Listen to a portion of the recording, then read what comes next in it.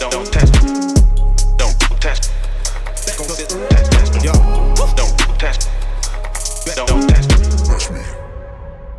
Welcome to the Rubicon Unleashed podcast. My name is Ruben, aka Rubicon, and I'm here with my next guest, Deshay Washington, Mr. Flagbeast himself, CEO, owner of his prestigious video recording, photography, known very well among the flag football community, man. Thanks for coming, Deshay. Appreciate you, man. Appreciate you. You know, I know this was a little bit last minute, but I'm glad you made time to come over here and share your experiences and get to chit chat a little bit. Yeah, it was cool, man. Like as soon as you hit me up and you asked me if I had some time, I had to look. I have a little bit of a busy day, but yeah. It was cool, man. As soon as you showed me what you had to offer, of course, I was like, man, I didn't know you had it like this, bro. This is so cool, man. Yeah, I think a lot of people hit me up on the side, especially when they seen, some pictures and stuff that I was doing with Velt the first time. They're like, man, we had no idea.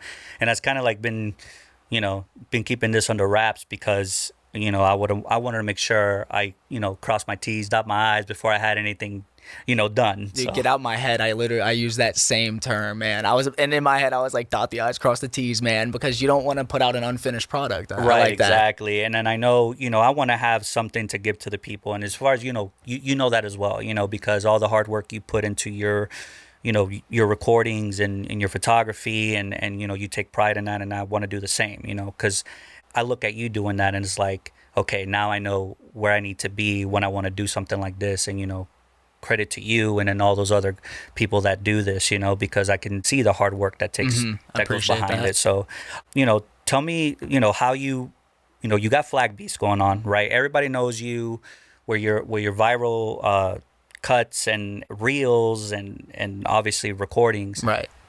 Where was Deshay before all that? Man, that's a great question. And to be honest with you, that I haven't been asked that question in those words before, man. I always had like an entrepreneurial mindset, and I was working at Four River Smokehouse for about 6 years before that, and a manager at a Burger King back in Orange Park, Florida, near Jacksonville, where I grew up. I always had an entrepreneurial mindset, man. I was a gamer, much like yourself. I always streamed. I used to make graphics for people and sell them for game battles. I'm sure you remember game battles back in the day. Yep. And I used to, just edit my gaming content for Gears of War, and that's how I built the foundation for my video editing skills. That's and awesome. Then really, man, I was just working, trying to find my way, man. I didn't go to school, college, because I didn't know what I wanted to do, and I didn't want to dump money I didn't have.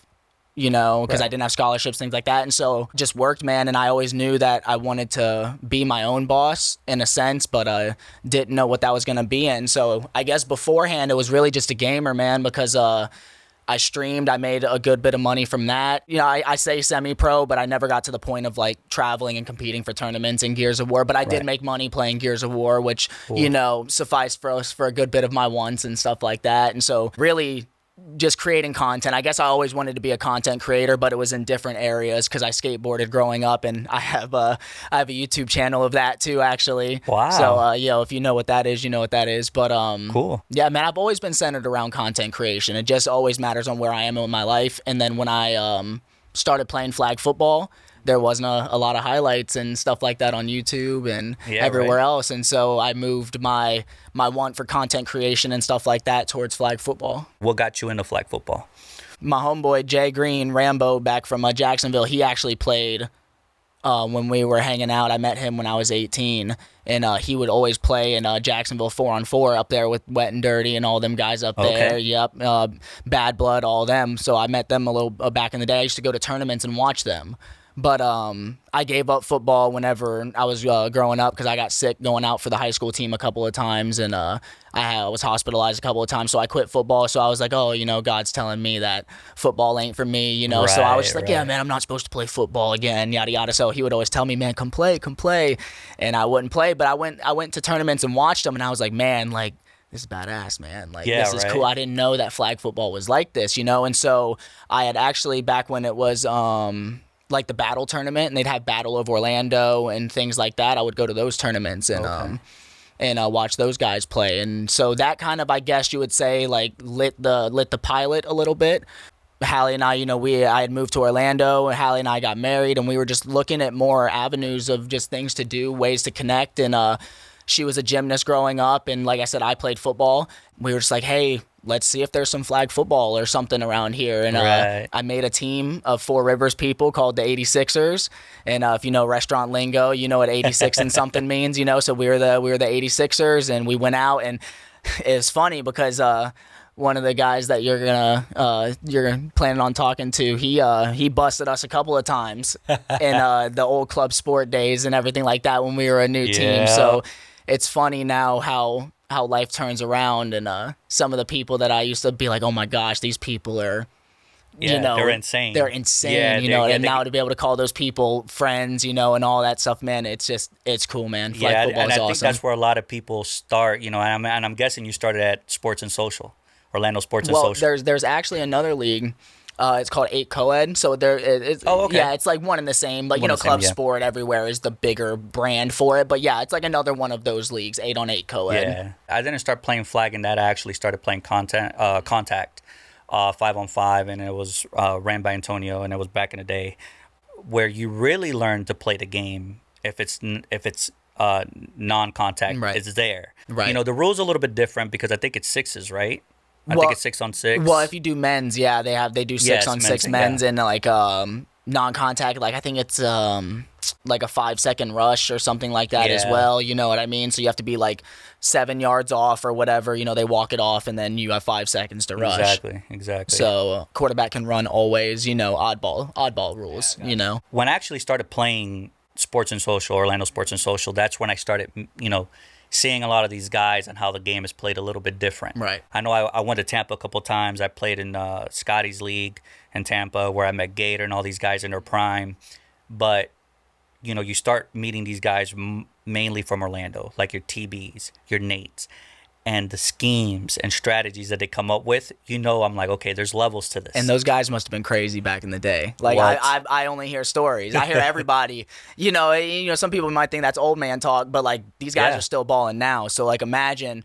Like, I tell myself now I'm about to be 30 this year. I'm like, when I started playing, man, I'm already like, I was faster when I was younger. You know what I'm saying? So I can only imagine, like, when I'm 35, 40, it's like, that's real deal. It's like, so I can only imagine some of these guys, like, and how they were when they were younger. Because back then, like, now people know me, like, oh, Ruben plays center, or I play a little bit of quarterback now or whatever.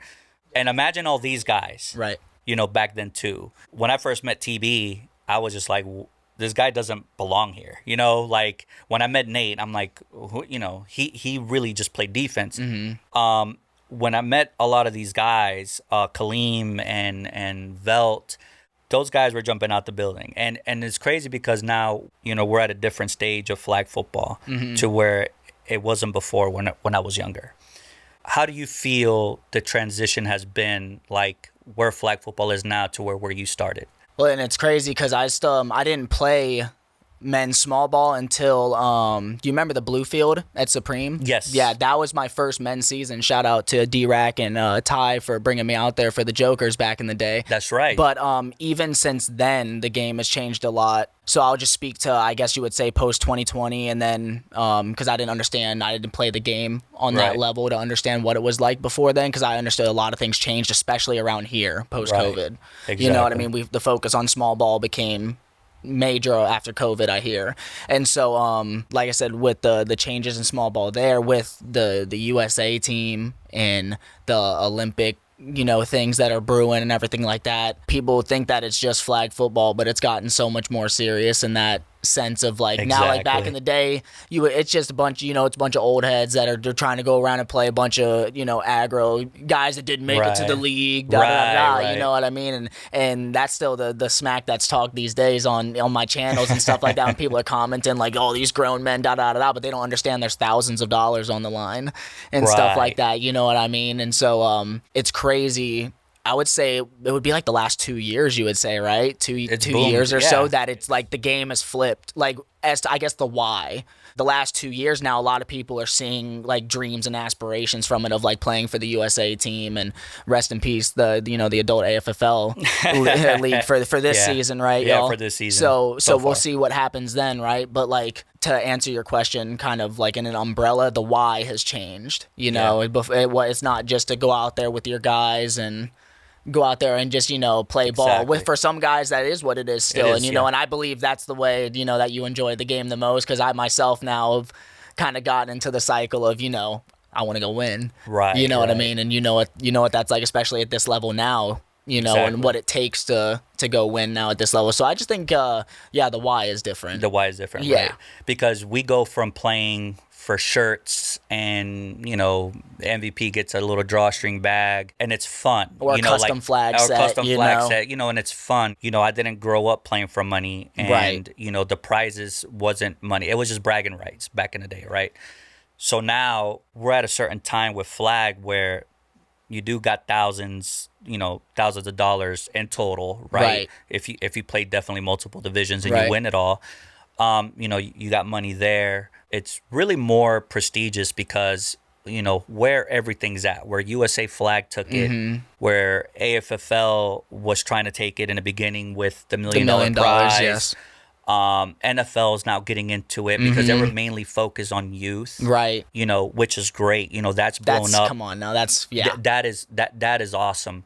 But now you're focusing on the adult side, and then now you're bringing in these guys that go and do tryouts for USA, go and do tryouts for AFFL, and that you're used to seeing on TV. Yeah. And it's mind-boggling because now you're like, oh, it's going to be an Olympic sport. And that's what people don't understand too. Back to the people that are always under the post trolling, like they obviously just don't know who these people are. And I'm like, you don't understand, man. You're talking to some of the best athletes, in the Right. in the game, and you don't think flag football is a game like that, like a sport like that. You could say it's primarily a youth sport if you want to. Right, if you That's want to. because you haven't been to a big adult tournament. Right. Because I have yet to meet somebody that has gone to a youth or an adult tournament and have not been like, wow. Right, Even exactly. when we got DoorDash in North Carolina, right? Uh-huh. He pulled up. He was like, "What is this?" You know what I mean? So it's like it just shows you that people don't understand where the game is, and Exactly. like when they make the NFL jokes, "Oh man, we're getting one step closer to flag football." It's like, man, they like. We can get to that talking. We can get to that talk in a little bit, but Right. come on, man. Like, our guys would run circles around a lot of these guys. Exactly. You know what I mean? And they don't understand the importance of the strategies and the moves and just the ability of the plays and even knowing the rules. Because the rules are a big part of this game. You got the IFAF rules, the NFL flag rules, and then you got the man. USA flag rules. Right. Right? And then you got, if you play 7-man, you got the Florida State rules where it's a 5-yard rush, no screen.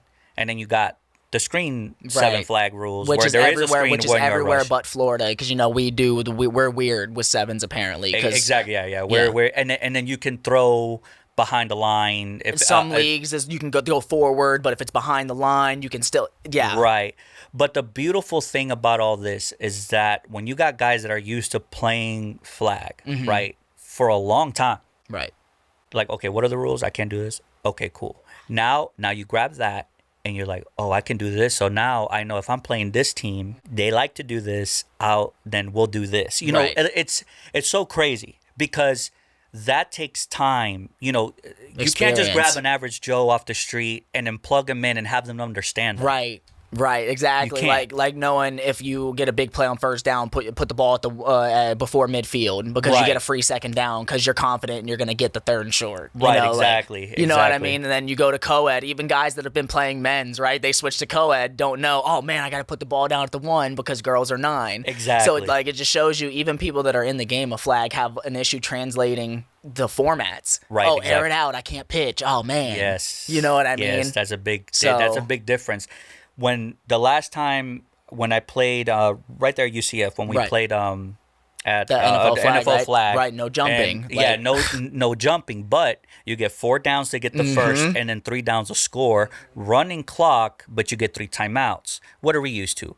3 to first, 3 to score, 2 timeouts 1 per minute. game. Yeah, and 1 minute warning stop pro clock. There's no pro clock in NFL flag. Right, exactly. It was So- all constantly running. So like when you get up a little bit, it's just like You take that all into account because I believe that the great athletes that are used to playing flag, like the guys in Texas, the guys in here in Florida, Texas and Florida really, it's, and I think where it's boomed. And then right? Cali as well on the West Coast. We just don't get to see those guys. Yeah, we don't get to see them much, as but I often. think there are like one or two teams there that represent, really well. And I think a team from Chicago, I think they're pretty good from there. Who was a team that just won Worlds in 5-man? They beat YTG. You're talking about Supreme. Yeah, where are they from? They're from Texas, right?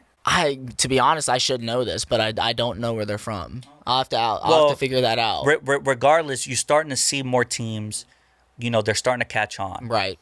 And so, with all those rules, different rules and everything, and of course, IFAF is the most important one because that's what's going on in the World Games. That's what's going on in the Olympics. That's what's, that's what's going to happen. But, the non-contact is serious. They're like, they really want no touching, like, at all. A lot of the guys that play non-contact now, man, I mean, just couldn't do it. Just can't do it because they're overly aggressive. Well, but I have seen athletes that are overly aggressive and adjust. So it all depends.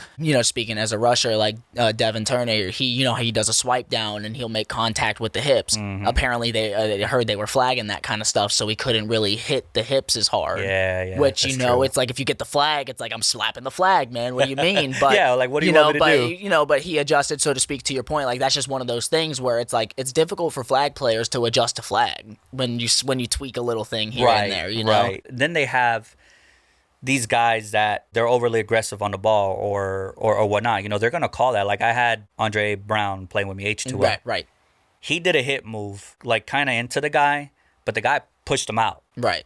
I was like, oh, that's a flag, right? This is at IFAF or IFAF rules, but that was at a USA flag tourney that was ran by the coach for the USA. Okay, I know, like one of the tournaments where they have those different rules. I was like, okay, cool, rules. We got the flag. No, there was a flag on him because he initiated the contact into the guy. So it's like it's different because, like you said, a lot of guys that use their weight in that way and they throw their hips into the person, like do that to a guy like me, I'm gonna get the call every time. Yeah, because if I because I don't even know if you have to really be established in that.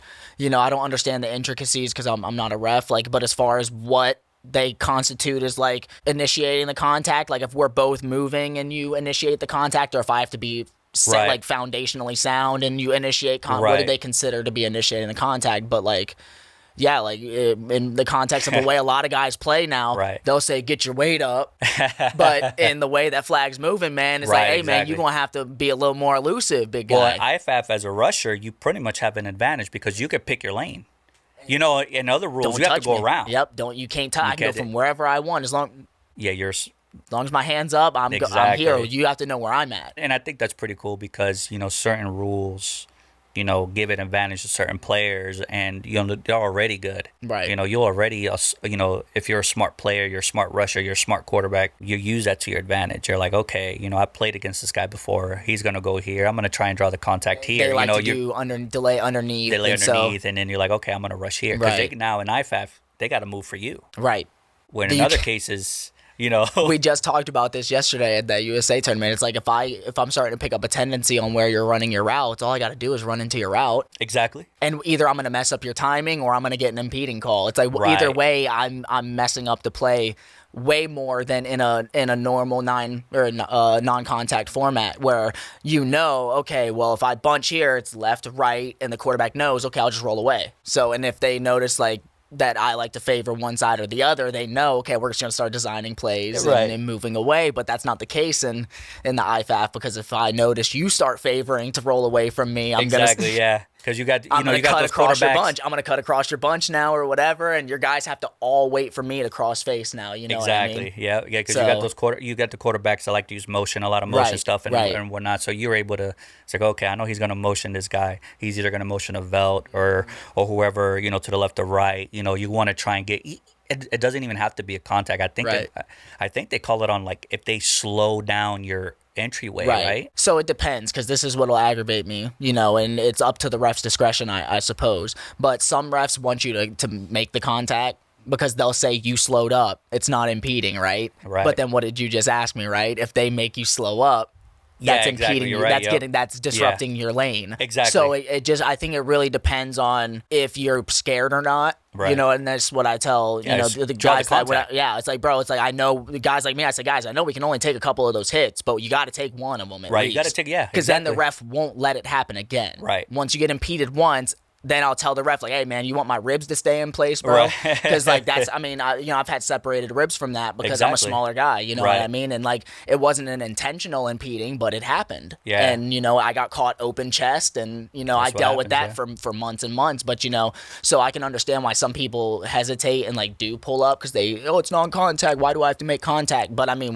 one surefire way to get the call, man. No, definitely. Yeah, get that contact. And then you see the conversation that we're having about the rules, how we know so many different rules in different formats when you go to 4s, 5s, 7s, contact, non-contact, co-eds, right? It's not easy for, again, your average Joe to come out and then just pick up on that. Right. You know, and especially you got guys that are used to playing, you know, at a high level like D1 school, professional, and yeah, your athleticism can take you to a certain point. Like, you got to know what you're doing. You know, you got to know, like, to them, this might be, I'm not going to take it serious. Right. But if you don't take it serious at a serious tournament, Right.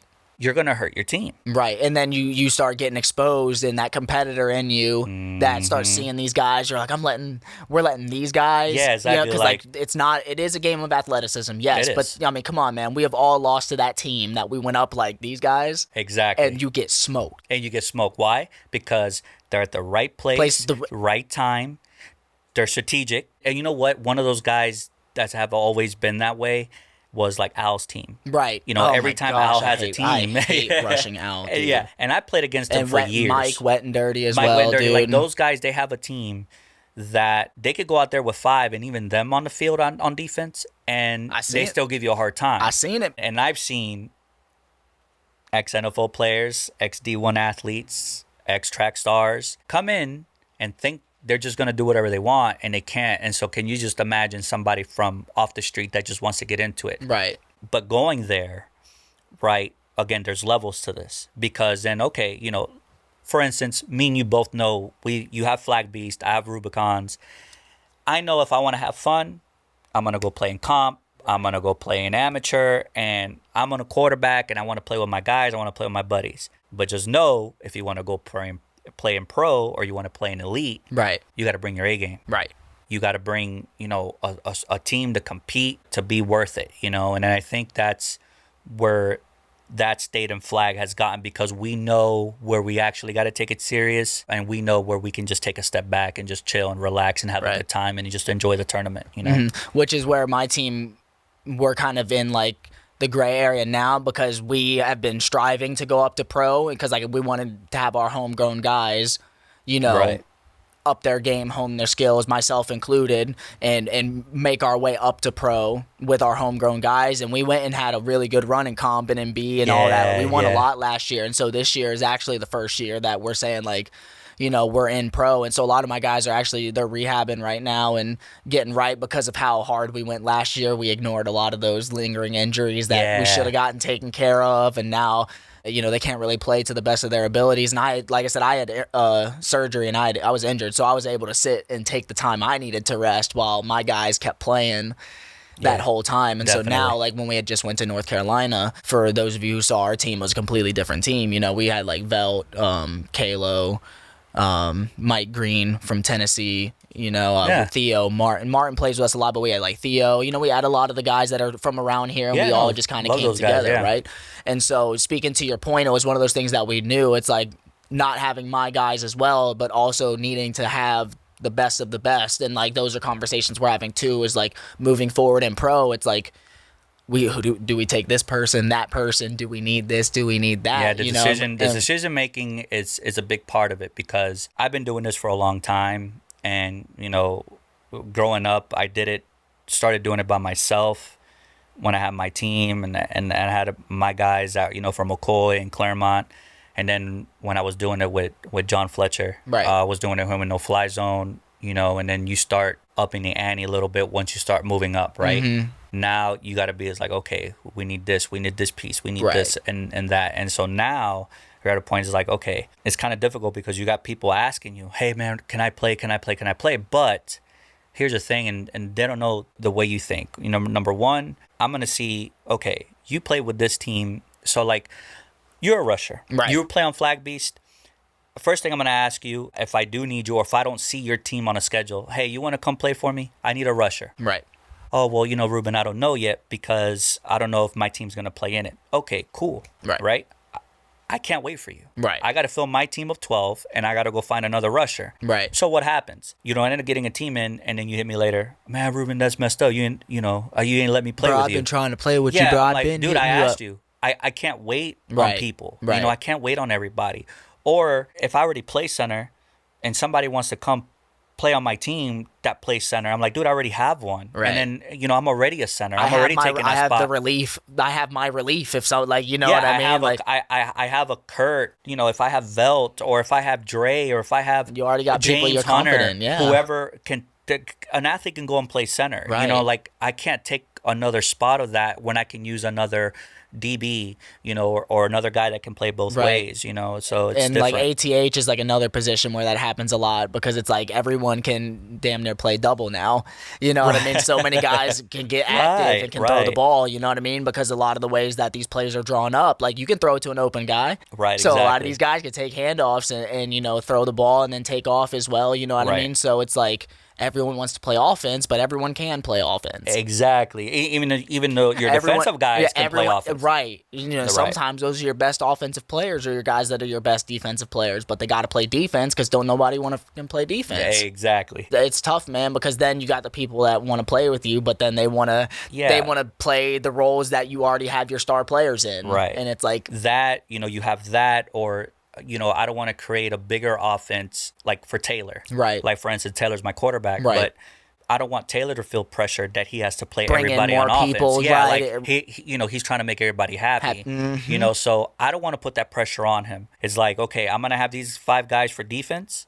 I'm going to have these 5 guys for offense, and then my extras are going to be two-way players that can play in anywhere, and they could come fill in. And like I said, you just said those last 2 guys are your two-way players. A lot of people would think, oh, I'm the 11th, I'm the 12th or whatever, because like maybe they're not the starter or whatever. Yeah. But like they're 2 of the most versatile players on the team because you can go on both sides. Like a lot of guys like, hey, he's a defensive player. We need them to stay locked in on defense. Yeah, like, exactly. They can play offense, but if they go on offense, it might mess them up on defense. Like, you know what I mean? It's just one of those things too where with the rosters getting smaller too, man. Like, I kind of like it. I mean, I hate it As a GM, as the team, as the way it plays on the field. Yeah, like it's better. Yeah. But as a GM, and I got guys, it's like, bro, it's hard to pick just 11 more guys other than myself. You know what I mean? Because it's like, dang, man, I got my quarterback already, so we're talking now. I got to pick 10 other guys. Exactly. You know what I mean? And like it's not as much. There's a huge difference. Those last 3 spots when you can have a 15-man roster, man. I feel like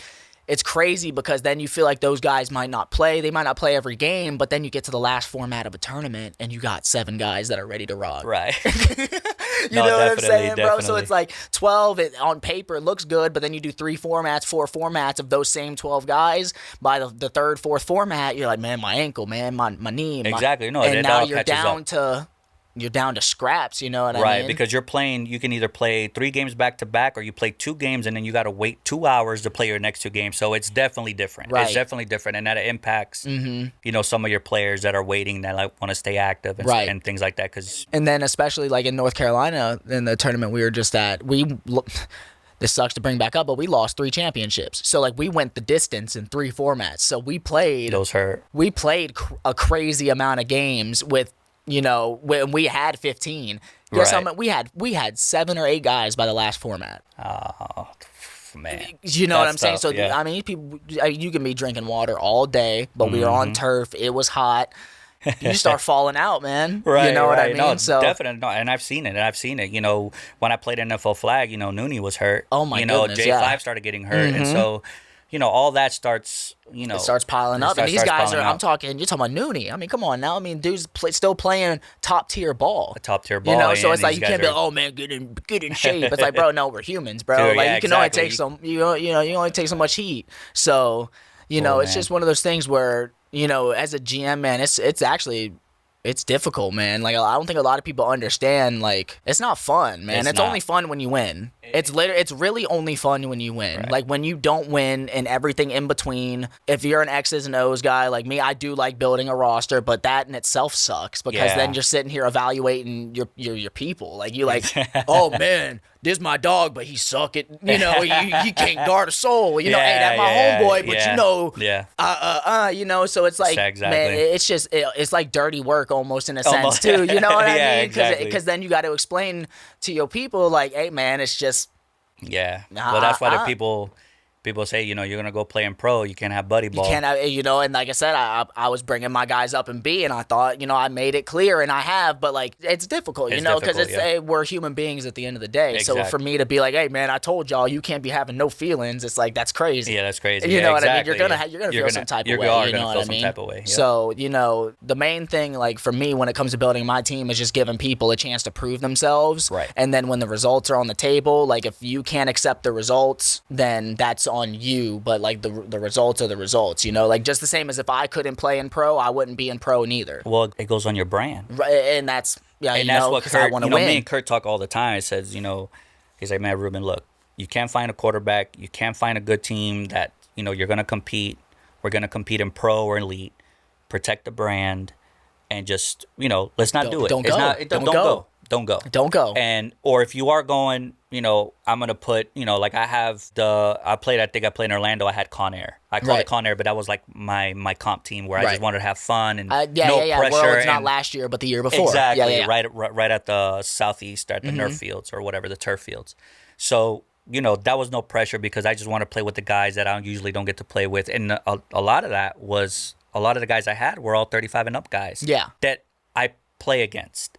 In other leagues, that was a chance for me to play with them because we're all cool. Like like it's almost like a little like a little club. You know what I mean? It's like I'm gonna play with you one day, man. I want to throw to you one day, or I want you to play defense. I want to play defense with you. Now I remember because that was the USA. It was Orlando Open. Yes. Yeah, I remember that. You guys had the lime green. Yeah, we had the lime green and that the was con a fun. area. Dang, that was a fun. I have videos from that tournament. Yeah, that was a fun. That was a fun tournament. I remember that team you had because it was different. And you were playing defense. You were playing off. Man, you were quarterback. Yeah, I was everywhere. So I had fun with it, and I make it as far as I needed, but it was there. It was close, and I just wanted to have fun. I wanted that pressure of putting a strong team and see who's available and who's playing on what. But it's like, hey, man, pull up and play. Exactly. Yeah, but speaking of that, you said you did a lot of recording. So now, you go from Flag, you have your business. Right.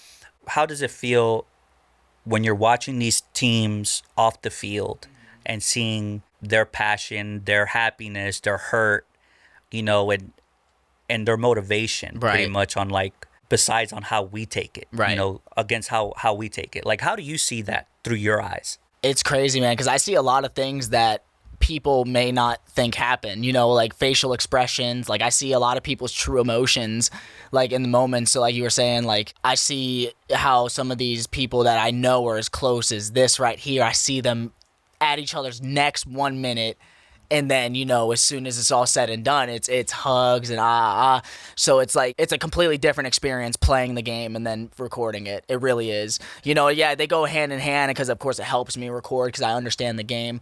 But, man, like, being behind the camera, like, I get more nervous watching a game behind a camera than I do playing in a game now. Yeah? Yeah, because it's intense, man. It is, right? Like, seeing the context of everything happening and, like, the people build the story. The teams build the story. Exactly. It's hard to not be nervous because, like, they care. You see how much it means to them. You know what I mean? And even with the kids nowadays to go towards the youth, they play like us. Right. It's like you can tell, like, they've been watching how the adults play. These kids are crazy good. Yeah, right. And they care. And they're the future. Yeah, right. And like they see what Flag can do for them now. Like they see grown people playing Flag and they're like, man, I was scared to play tackle maybe, and I don't have to play tackle. Right. I can play Flag my whole life and like go be on the USA team at 16, 17 and just play Flag football. And represent your country. Right. Which, for guys like me, I was smaller growing up, so I was like, man, I wanted to play football growing up, but I knew, I was like, man, I'm not finna go to no NFL. Like, I'm 5'8", you know what I'm saying? And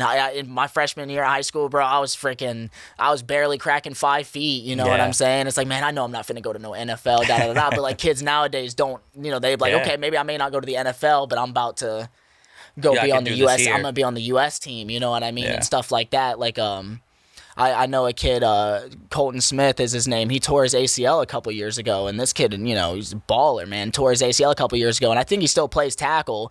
But imagine an injury like that ending like a tackle career, and now he's on the USA team. And now you can play on right. flag, you know what I mean? So it's just like and I speak with him probably every 6 months, just telling him like, yo, bro, your story's freaking awesome, man. Yeah. Because he used to send me clips back in the day when kid's like 6 years old. I used to see the kid balling out, So it's just cool, man, to see like how much the game means to people and how much work, like from kids to adults, like how much work people are putting in, and like like I said, it's not just a kids game anymore. It's not just like a recreational sport. Yes, it can be played for recreation, just like people hooping at LA Fitness, right? All right, of course. It's just like recreational, you know what I'm saying? But the fact that we can talk about losing thousands of dollars at a tournament, you know what I'm saying? Like I said, we lost 3 championships. We're talking we would have been able to pay for the trip, go out and celebrate, and break bread. Exactly. You know what I'm saying? Exactly. And so for people to sit there and be like, oh, why do they act like that for flag football? It's crazy when you put it like that, right? Like, man, you would be upset too if you knew, if you had, for something you enjoy doing. Your effort, your time, your money, again, it depends on what you sign up for. Because it's even worth it. I mean, I'm not going to say it's worth it to lose, right? But like, we love the game to the point where it's like losing is a part of it. You know what I mean? We go expecting to win, but when we lose, it's like. Well, that's why I tell to the younger teams, I said, take this as a learning opportunity to see where you need to, get better at. Right. If you have a good defense, okay, what do you have to do to get a balanced offense? Right. It's rare that a team has both. Right. Unless you're playing, a TDR or a YTGs. You're playing those teams that have both, that got athletes on both sides. Mm-hmm. But those younger teams that think that they could just run around and get you tired and make you miss. We're more athletic. You right, know what exactly. I mean? So, I think it's pretty cool, man, in the position that you're in, because, you make time for yourself where you want to play and bring your brand up there, but you don't need that for your brand, because your brand can be already off the field. Right. Because I think one of the coolest things is you going to like the White Roller Sports and you're recording for teams there, recording for AFL youth, or, getting these opportunities to put the game out there, that we grew up playing, that I hold, dearly, close to me, because playing flag makes me forget about a lot of the real world issues that I have going on. Obviously afterwards you have to deal with it, but just those 30 minutes that you're playing 5-man, or that hour that you're playing 7-man, you forget about all that and looking forward to it and stuff like that as well, like having something to look forward to.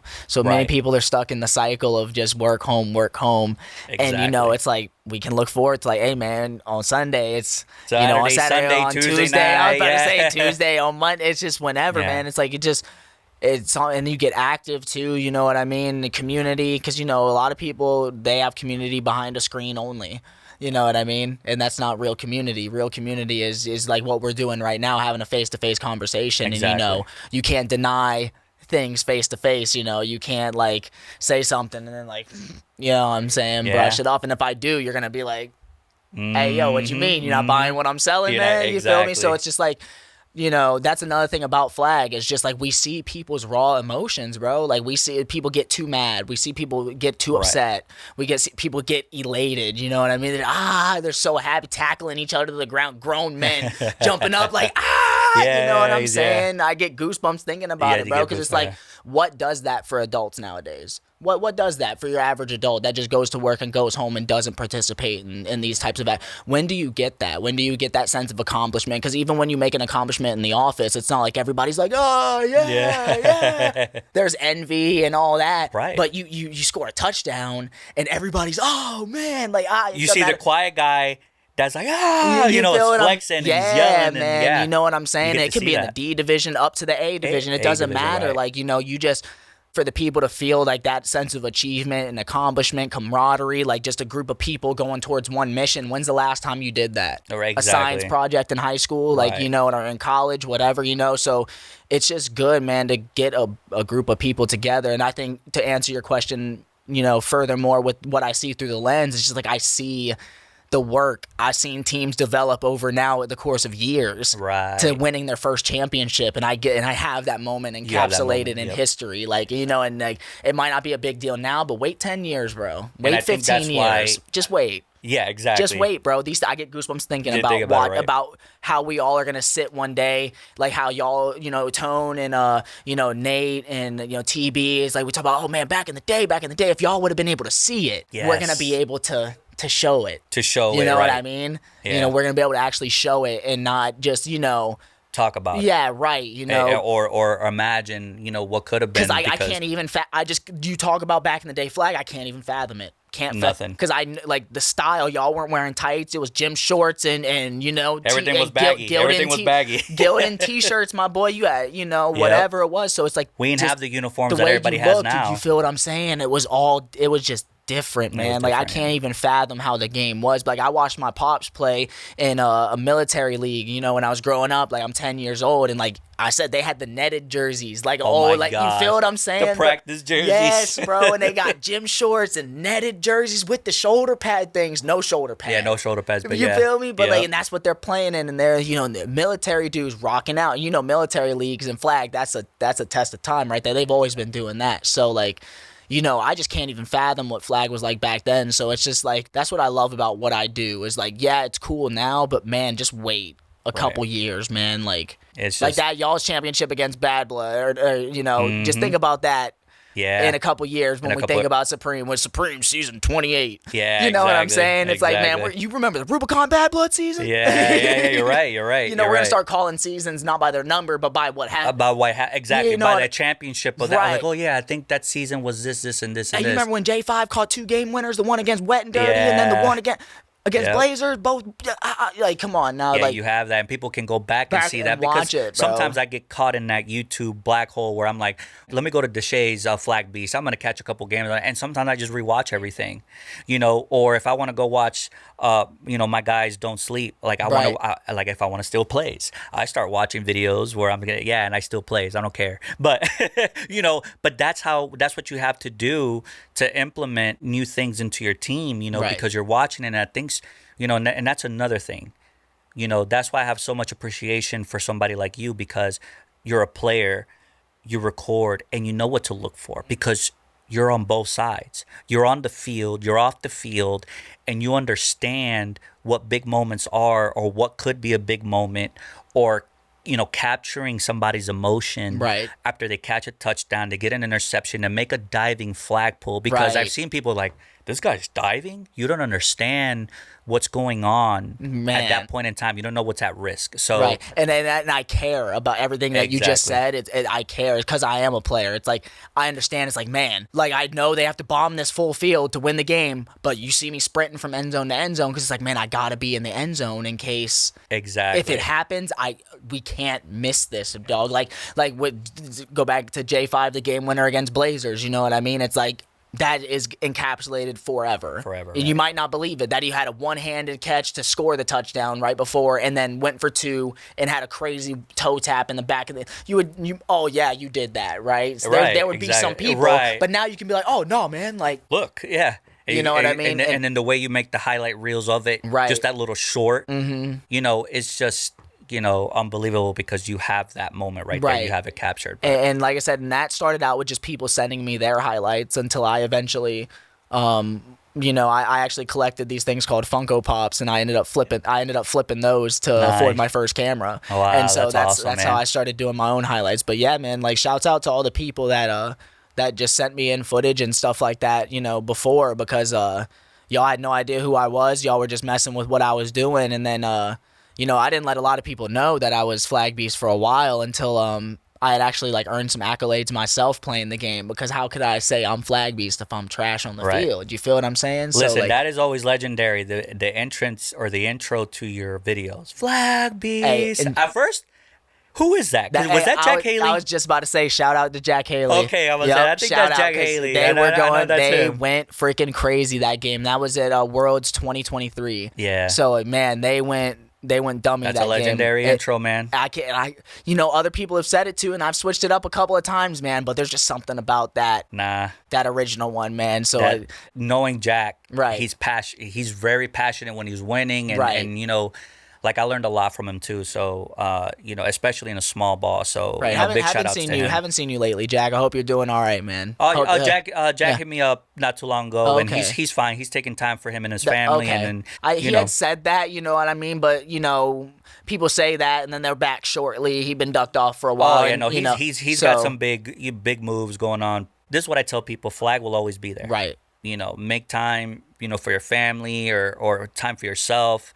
If you're healing an injury or whatever, a flag will always be there. So that's what I was told when I tore my knee again. It's not going anywhere. Right. Yeah, and that's what I was told when I tore my knee, because I had torn it before and I hadn't gotten surgery on it. So I was just sitting there, I was like, man, I'll chill for a little bit and then I'll be back. But then after a couple weeks, I was like, man, I don't think I can shake this. I was like, I think I got to get freaking surgery, bro. And that was wild, man. But, you do have to take that time. Flag will always be here, and so Flag will always be there, man. Yeah, but I'm glad that he's reached out to you and he's doing well. Because like I said, him and I were not close like that to where but like I do reach out to him when he crosses my mind. I'm like, hey, bro, hope you're doing good. You know what I mean? He's in my Discord and everything. We played a couple games together. That's awesome, man. And stuff like that. So well, I dedefinitely got to get with you because I think we kind of have the same gaming background. Yeah, I was about to say, man. I'm really passionate about it. I get down. Hallie, my wife is not too happy about it, but you can ask my nephews, man. We're in there screaming and playing FIFA Pro Clubs, or I could play. I'm playing Warzone, which a lot of people know I play, or Call of Duty, and then I used to play GBs back in the day, kind of semi-pro-ish in Call of Duty Ghost with my nephew who should have been pro, but. I think that's similar background. Yeah, gaming, man. It was that's my first love. Like I said, we built Hallie a setup too, and we game next to each other. We've had a couple streaming episodes together and stuff like that. So yeah, man. Content creation's just always been, been in my blood. I guess when it became a thing. I guess So it's just awesome, man. Where the flag game has come, And shouts out to my guy Thomas Perez here. He was actually one of the people whenever I was trying to find flag content. He was the only person I could find on YouTube. Man, it was that was it. That was it. And I was like, and it's crazy because like I said, I was getting beat to sleep in these club sports, right? And I go on his YouTube channel, and I'm like. That's that guy that scored 6 touchdowns on us. Like, oh my God! You start missing assignments. I'm like, wait a minute, that's on. That's Colonial right there. You know what I'm saying? So it's like I realized, oh my gosh, that's around. So that's when I actually got the first insight that there was flag like in this area, and I was seeing some of the guys that like I aspired to play like. Right. And now those they're walking out Flagbeast. You know what I'm saying? I'm like, little do you know, whenever I was thinking of being Flagbeast and doing all this, I was looking up to people like y'all, like, man, these guys are Flagbeast. Like this is what I think when I think Flagbeast, and now they're coming up to me like showing me mad love. Like it's just crazy, man. Yeah, so man, it's like I love how all this just comes together. Again, it brings a lot of camaraderie, it brings a lot of people together. It's a big, tight fit community. Because when you play flag, those people know what you're playing for. They understand what's on the line. It's not like people coming watching you off the street, but they know what's on the line, whether it's for an A championship, B, C, or D. It's a lot of passion behind it. It's fun, and it's been great. But with that being said, Deshay, I'm not gonna, I don't want to waste any more time. I know you got things to do, man. But I appreciate you coming by. Yeah, man, this was awesome. Look at the camera, man. Tell people where they can find you at, man. It's pretty simple. Flagbeast everywhere, man. Then my name on Facebook, Deshay Washington. That's where I post a lot of the stuff on Facebook. But TikTok, YouTube, Twitter, X, whatever it is now, Threads. All the platforms you can think of, man, at Flagbeast, man. Drop a sub on YouTube.